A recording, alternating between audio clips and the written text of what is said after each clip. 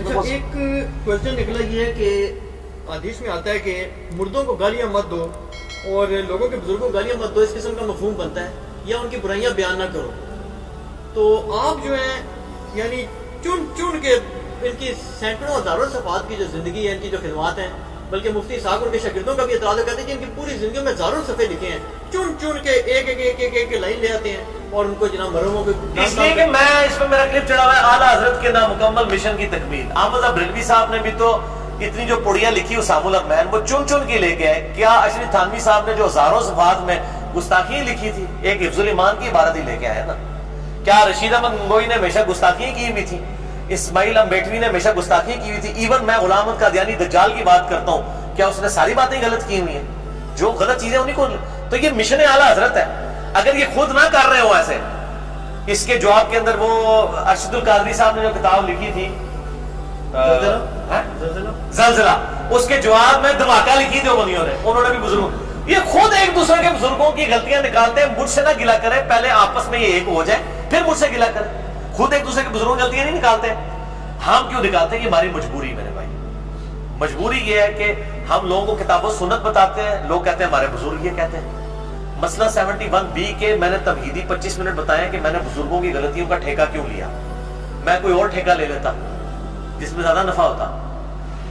یہ اس لیے لیا کہ جب ہم لوگوں کو کتاب و سنت بتاتے ہیں، لوگ کہتے ہیں یار ان بزرگوں نے تو نماز کا طریقہ یہ لکھا ہے، وہ تو یہ کہتے ہیں. پھر میں نے کہا یار بزرگوں سے ہی پہلے جان چھڑائی جائے، اپنے اپنے بزرگوں سے جان چھوڑیں گے تب کتاب و سنت سمجھائے گی.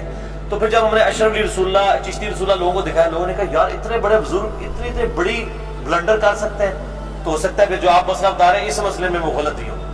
ہمیں یہ کورالری کے طور پہ کرنا پڑا ہے، ایبسولوٹلی نہیں، یہ ریلیٹیولی کرنا پڑا ہے. اور میرا مسئلہ 71B انڈیا اور پاکستان کے بزرگوں کی 19 گستاخانہ عبارات کا تحقیقی جائزہ، اس میں میں نے بتایا کہ میں یہ کرنے کیوں جا رہا ہوں. میں تنگ آ گیا ہوں لوگوں کو قرآن و حدیث بتا بتا کے، لوگ سنتے ہی نہیں ہیں. اور دیکھ لیں میں نے جو اس وقت 5-6 سال پہلے فارمولہ فٹ کیا ہے، آپ دیکھ لیں میں نے وہ جیسے ویکسین دریافت کر لی ہے. دیوبند بریلوی اہل حدیث شیعہ کی اصلاح کی ویکسین میں نے دریافت کر لی ہے کہ ان کے بزرگوں کی آکاس بیل جو لڑکی ہوئی ہے نا، یہ کاٹیں پھر ان کا تنا جو ہے بالکل ٹھیک ہو جائے گا. اس کا کاٹنے کے لیے طریقہ ہے کہ ان کی وہ غلطیاں بتائیں. جب غلطیاں دیکھتے ہو کہتے ہیں یار یہ دیکھو چرسی پوڈری نہیں کر سکتا، اپنے نانا کلمہ پڑھائے، یہ ایڈے بڑے بزرگ نے پڑھایا. پھر انجینئر صاحب جو باقی باتیں کرتے ہیں وہ بھی ٹھیک ہی کرتے ہوں گے. یہ مجبوری تھی جس کی وجہ سے ہمیں یہ سب کچھ کرنا پڑا ہے. باقی ہماری کسی کے ساتھ کوئی ذاتی دشمنی نہیں تھی. یہ اس لیے ہمیں ان کی غلطیاں ہائی لائٹ کرنی پڑی. کوئی شوق نہیں تھا واللہ گالیاں کھانے کا، یہ مجبوراً ہمیں کرنا پڑا ہے. اگر اس کی کاسٹ کے اوپر ہمارا کتاب و سنت کا کام بڑھتا ہے تو ہم ضرور کریں گے. اور یہ کام ہم نے بزرگوں سے ہی سیکھا ہے. بزرگ یہی کچھ کر رہے ہیں. اسام الرحمن میں بھی یہی ہوا ہے، المحند المفند میں بھی ہوا ہے، دھماکہ میں بھی ہوا ہے، زلزلہ میں بھی ہوا ہے، الحق المبین جو ہے وہ احمد سعید کاظمی صاحب کی کتاب میں بھی یہی کچھ ہوا ہے. تو یہ بزرگوں دیکھا جی بزرگوں نے پیچھے چلنے بھی نہیں دیتے. میں بزرگوں نے پیچھے ٹر رہے ہیں. بزرگوں کو یہ طریقہ سیکھا نا کہ چھوٹی چھوٹی غلطیاں نہیں ہیں، بڑی بڑی ہیں. تھوڑی تھوڑی غلطیاں بڑی بڑی قسم کی وہ پکڑ کے تو آپ لوگوں کے سامنے رکھیں. تو بزرگوں کا مشن ہی میں آگے لے گا. چلیے بھی اس میں ایک اور بات بھی آپ سے کلیئر کرا لوں. یہ بھی اکثر بات ہو جاتی ہے نا، اسے ضمن سوال بن گیا ہے کہ 2 طریقے ہیں. مثلا آپ یہ فرمائیں کہ چلو یہ جو اس قسم کی عبارات ہے نا کہ جو جن کی کوئی طویل ہی ممکن نہ ہو، یا آپ کے جس میں شرک اوپن ہو گیا یا بے دلیل بات ہے. اب ایک چیز آ جاتی ہے کہ یعنی اسماء و رجال کی بحثیں چھڑ جاتی ہیں، یا وہ مطلب ہے اس میں یہ اجتہادی مسئلہ ہے، محدثین کے سنوں میں اختلاف ہے، اس پہ ایک شخص کو اپنی رائے بناتا ہے.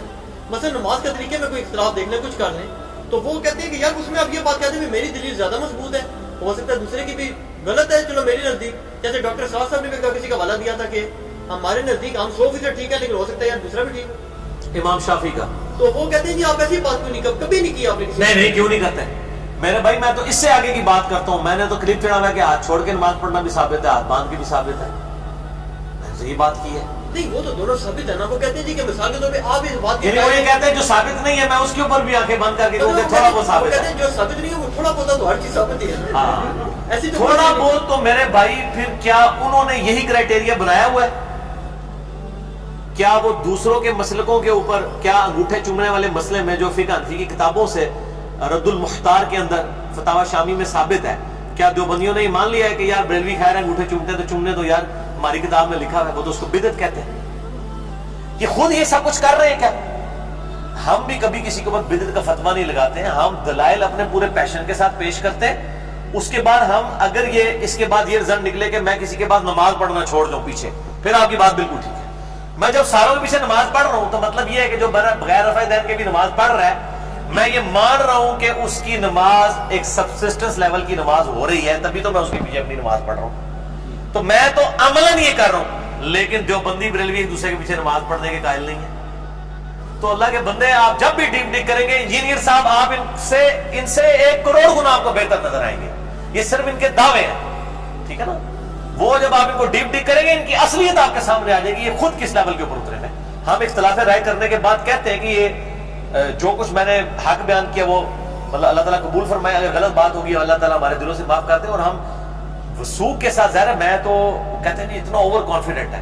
بھی اوور کانفیڈنٹ اس لیے ہوں کہ میں اگر قرآن اور حدیث کے بارے میں اوور کانفیڈنٹ نہ ہوں تو میں بے ایمان ہو جاؤں، میں فنڈامنٹلسٹ بھی ہوں. اگر میں کہتا ہوں کہ یا علی مدد کہنا بالکل غلط ہے، شرکیہ کلمہ ہے، تو میں اس لیے کانفیڈنٹ ہوں کہ ایاک نعبد و ایاک نستعین میں نے پڑھا ہوا ہے. تو میرے ایمان کا تقاضا ہے کہ میں قرآن و سنت کے دلائل پہ پورے پیشن کے ساتھ اپنی بات پیش کروں. یہ ایمان کا تقاضا ہے. ہاں، اس کی بنیاد پہ اگر میں تکفیر کر رہا ہوں کسی کو اسلام سے نکال رہا ہوں، آپ کی جوتی میرا ساتھ، لیکن ایسا نہیں ہے. لیکن جن لوگوں کی وکالت میں آپ مجھے کہہ رہے ہیں نا، وہ لوگ یہی کرتے ہیں، انہوں ایک دوسرے اسلام سے نکالتے ہیں.